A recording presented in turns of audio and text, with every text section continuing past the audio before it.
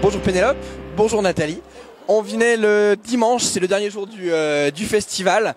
Alors on vous montre un endroit qu'on montre pas souvent, qui est l'étage. Souvent les gens restent en bas avant l'étage. Traditionnellement c'était pour les enfants, mais je sais pas ce qu'ils ont fait cette année. Ils ont mélangé un peu les enfants un peu partout. Ils ont réparti comme ça, on circule mieux. Voilà, et c'est plutôt une bonne idée effectivement parce qu'il y a vachement plus de place. Je sais pas si les familles ont retrouvé leur compte. Par contre, j'ai vu beaucoup de parents qui cherchaient des stands pour les enfants. J'ai vu beaucoup de parents qui cherchaient leurs enfants. Alors. Vachement plus grave. Alors c'est vrai qu'on a de nouveau les annonces qui avaient disparu il y a quelques années de le petit machin attend à l'Assemblée. Donc on a joué encore à des choses, on va vous en parler, on en profite en plus d'avoir notre invité Pénélope pour la deuxième année. Et d'ailleurs c'est toi qui vas commencer tout de suite à nous parler de AI. AI, ouais, je parle d'un jeu qui s'appelle Intelligence Artificielle. Pour ceux qui me connaissent, c'est assez rigolo. Donc ça s'appelle AI 100% Human. C'est un jeu chez Explorate. Moi je croyais que ça allait être un gros jeu expert.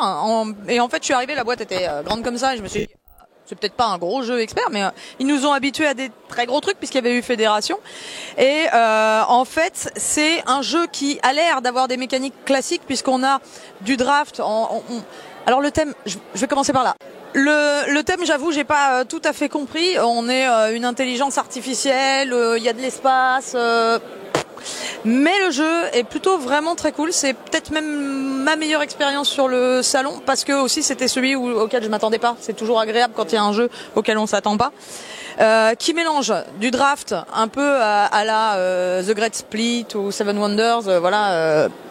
On peut jouer jusqu'à 6 autour de la table. Et de la construction de tableaux, ce qui pourrait avoir l'air ultra classique. Sauf qu'il y a deux choses qui font que le jeu n'est pas classique. La première, c'est que on va avoir un principe de réserve, c'est-à-dire que la carte qu'on va récupérer à notre tour, c'est pas la carte forcément qu'on va jouer, on commence avec 2 cartes en réserve et on aura toujours la possibilité d'en avoir jusqu'à 3. Donc je vais prendre une carte et je pourrais jouer une des 2 autres cartes que j'avais réservées. Donc je vais pouvoir beaucoup plus planifier ce que j'ai envie de construire à l'avance. Les cartes scorent de 2 façons, elles vont scorer immédiatement quand je les pose, mais du coup on planifie parce qu'on sait que à cette carte elle score en fonction de si j'ai ça dans mon plateau, etc. Donc j'aimerais bien qu'elle arrive si j'ai déjà ça dans mon plateau, etc.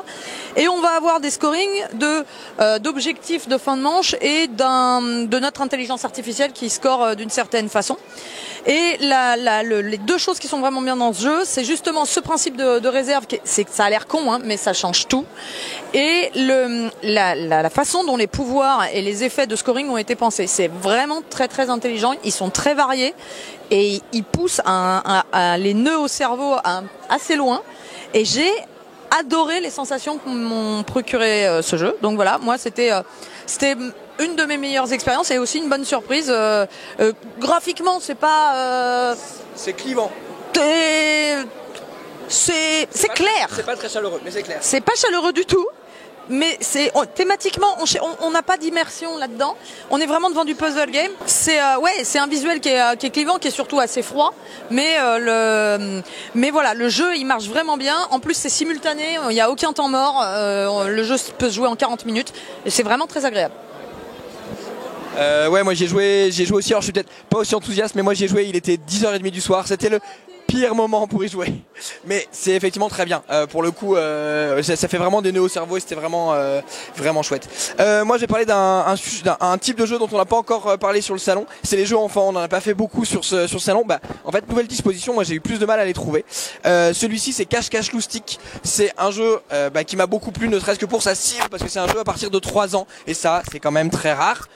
On n'est pas une humoriste dodo cette année, mais c'est quand même des jeux qui sont hyper rares et c'est toujours difficile de réussir à faire des choses dans ce sens-là.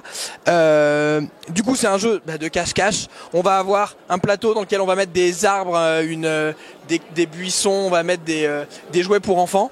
On lance les dés, on va mettre les masques du loup. Le loup, il attend que les joueurs se cachent et il va regarder par les trous qu'il y a dans les masques pour voir s'il voit les personnages qui ont été cachés. C'est super simple, c'est super efficace. J'ai hyper envie d'y jouer avec ma fille. On a fait une partie entre adultes et on a rigolé. Bon voilà, c'est super et ça m'a fait envie. Nat, je te passe la main. Tu vas nous parler de Tapas, je crois. Alors Tapas, c'est un jeu de stratégie abstraite qui va sortir dans la gamme Donuts, dans la gamme des jeux à 2 en stratégie abstraite chez Funforge. Donc là, Donc voilà, non mais ouais, ils vont développer une gamme sur les jeux de stratégie abstraits avec de la bouffe. Donc là, on va jouer avec des épis de maïs. On a une grille, c'est un duel évidemment. Il va y avoir des épis de maïs qui vont être à récupérer en fait sur le plateau, c'est une grille. Et on va avoir des lignes, des colonnes. Et on a 10 jetons à notre couleur qu'on va pouvoir venir rentrer pour pousser les pions des autres, de l'autre, et arriver à les faire sortir. Et c'est comme ça qu'on va scorer. C'est quand on arrive à faire sortir le pion de l'autre qui peut avoir 1, 2, 3, 4 points dessus. Donc c'est un jeu qui va être... Alors je sais pas si c'est un jeu stratégique ou tactique. Là sur une partie je sais pas la profondeur du jeu, mais clairement il va y avoir du positionnement. Parce qu'il y a des trous un petit peu de partout au début. Il y a des épis à récupérer. Donc la contrainte forte qui est de... l'épi qu'on prend de chez nous pour le mettre, pour pousser, il faut qu'il pousse un épi de l'adversaire. Donc voilà, petit à petit, il y a des choses qui se construisent et puis on va mettre des épis à nous qui sont de plus grande force. C'est ça le gros twist du jeu, c'est si tu mets un pion 2 épis, tu peux pousser de 2 cases. On va avoir 2, 3 épis et 1, 4. Et le 4, il est un peu précieux.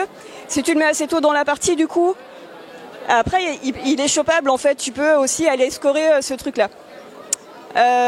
Donc voilà, c'est une chouette découverte. C'est un monsieur qui s'appelle Ludovic Lépine qui visiblement va sortir plusieurs jeux cette année qu'on ne connaît pas jusqu'à maintenant.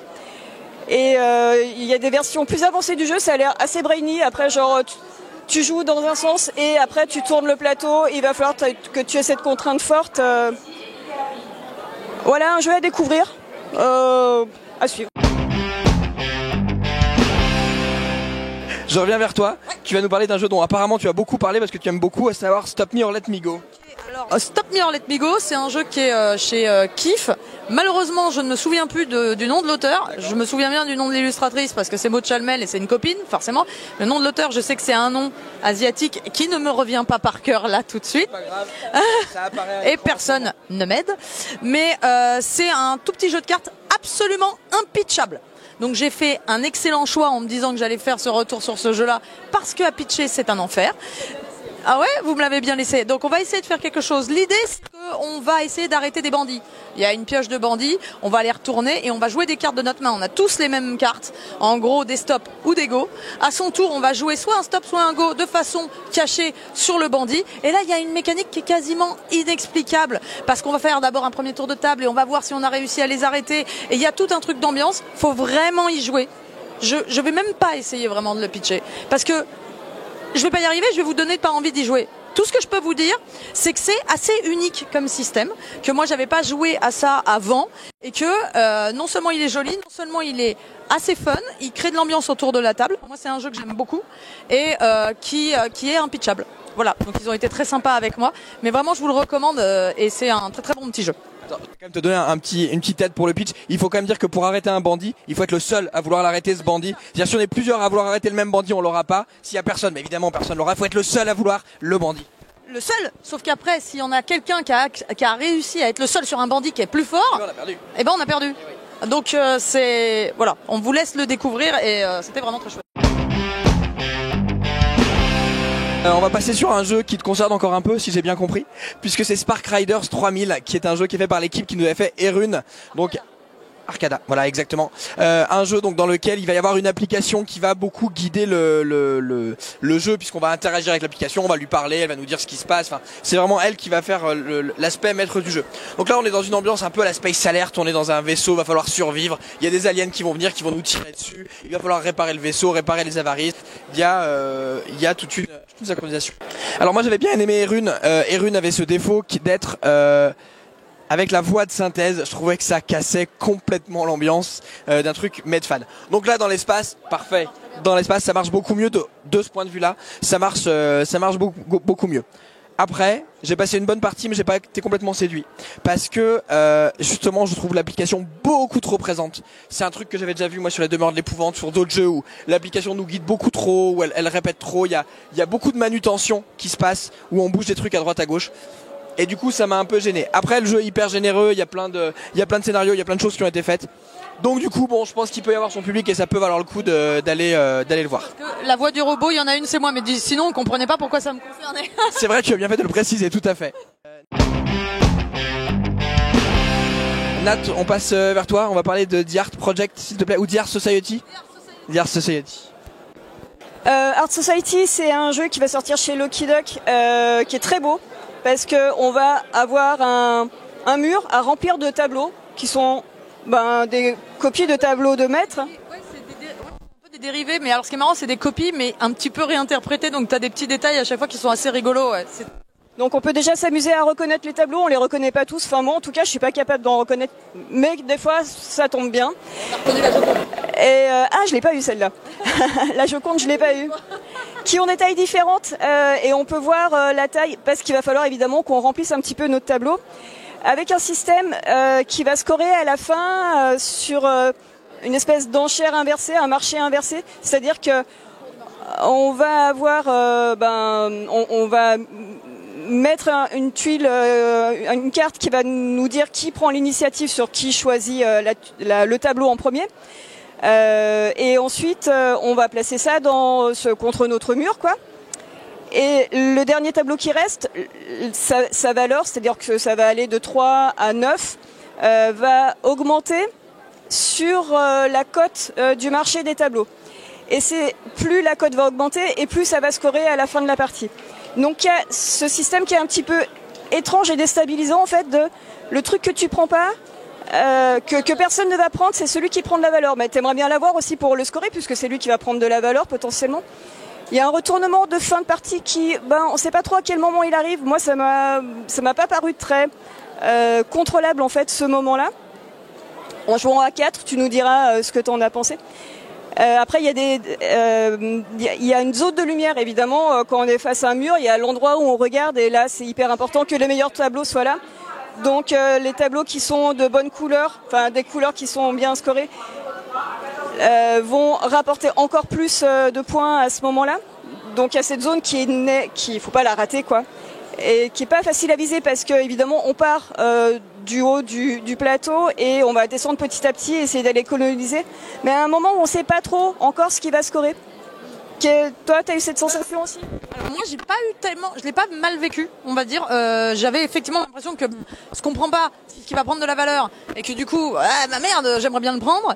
Par contre, j'avais l'impression que du coup, ça changeait tout le temps un tout petit peu la valeur des choses et ça permettait de rééquilibrer finalement le scoring. Il fallait essayer de faire surtout le plus beau tableau possible en essayant d'avoir les petits bonus, etc.